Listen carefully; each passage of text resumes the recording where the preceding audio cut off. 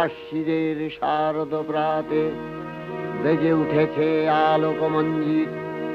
ধরণীর বহিরাকাশে অন্তরিত মেঘমালা, প্রকৃতির অন্তরাকাশে জাগরিত জ্যোতির্ময়ী জগন্মাতার আগমন বার্তা। আনন্দময়ী মহামায়ার পদধ্বনি অসীম ছন্দে বেজে উঠে রূপলোক ও রসলোকে আনে নবভাব মাধুরীর সঞ্জীবন। তাই আনন্দিতা শ্যামলী মাতৃকার চিন্ময়ীকে মৃন্ময়ীতে আবাহন।